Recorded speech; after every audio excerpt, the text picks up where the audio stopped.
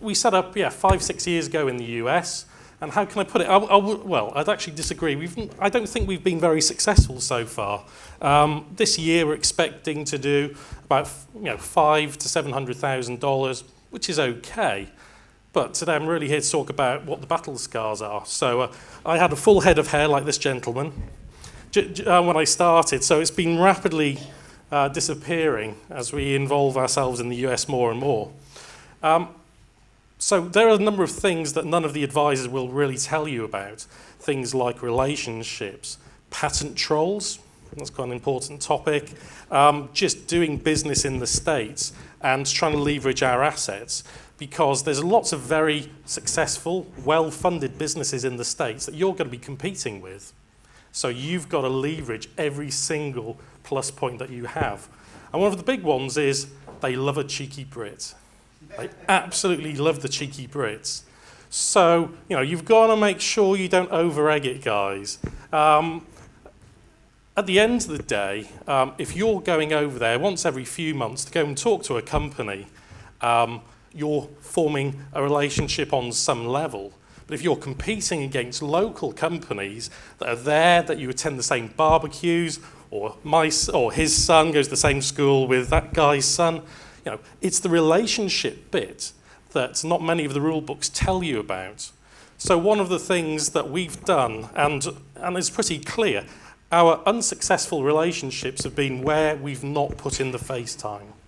It's when I go over, have a meeting, and they say, oh, so when can you meet this guy that you need to speak to? And if you say, oh, hold on, what month is it now? Look through your diary, in 3 or 4 months I'm next over. Forget it, guys, There's no point. So with our successful relationships, when they ask that question, they say, oh, well, can you meet Bob next week? Cool. I'm already out here. That's a damn good idea. Oh, shit, right, how do I find a cheap flight on Virgin Atlantic? It's those sort of things you've got to do, because there's always a crunch point in business, as you guys will already know, where brown stuff hits the fan. And if this guy over here, on the other side of the world, doesn't know you at all, apart from a few phone calls or meetings, then he'll throw you under a bus to save his skin. Absolutely. Whereas if you've been out for a few beers with him, on good terms with him, you go over, you meet his family at a barbecue, then he'll make a decision. Do I throw him under a bus to save my skin, or do I put in that extra effort, try and find a way of making this work or avoid the problem? So you've got to put in the FaceTime. And one of the problems that we've had as a business over the years is we've been there, we've had an exciting meeting, and because we've not been out there for a few months more, then the relationship dies and withers. So right now, we've got a very simple philosophy. We either make sure when we're starting a relationship, we are going to put in the effort to follow it through, or we don't. There's no point in doing it half-heartedly. And what you can do is easily get a reputation in the States. So that's one thing. So as I say, they like the cheeky Brits, but just a word of caution, not all Americans have a sense of humour.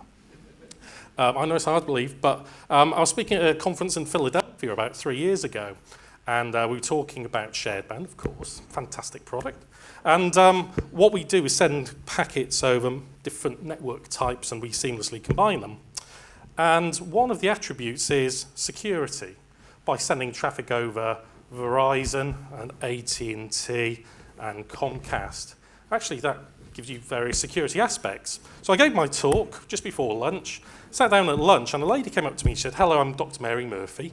I run the research labs for the National Security Agency. Okay, all right. And she's saying, we're very interested in what you're doing here, because of the security. And she said, I'll have one of my agents contact you next week. And I said, is that going to be at 3 a.m. with a brown bag over my head? And she didn't see the funny side. So, all right, pissed off NSA, right, okay. I won't put that in the board report. So, you've got to leverage your assets. You've got to get personable, yeah? The relationships are what counts. If you go to the Bay Area, everybody knows everybody, and trying to break into that sort of environment is actually really tough, and you've got to put in the FaceTime. So that's one thing. Secondly, we've had a few ups and downs. You know, the business is starting to get there. It's taken much longer than we expected, but we are seeing the results. We've got some good relationships now. Now, about 18 months, 2 years ago, has anybody heard of the Eastern District of Texas? All the lawyers probably will have. We were sued by what's known as a patent troll.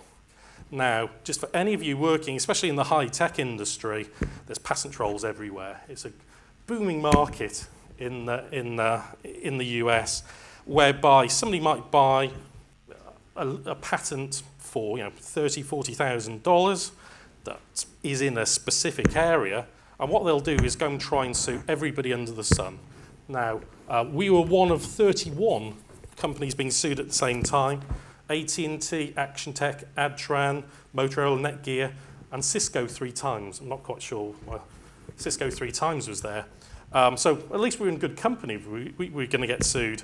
And what it is basically legalized extortion. Yeah, they know that to successfully defend yourself in court, especially in the Eastern District of Texas, that's a really key state, it's going to cost you $1.5 to $2 million, is what we were estimating.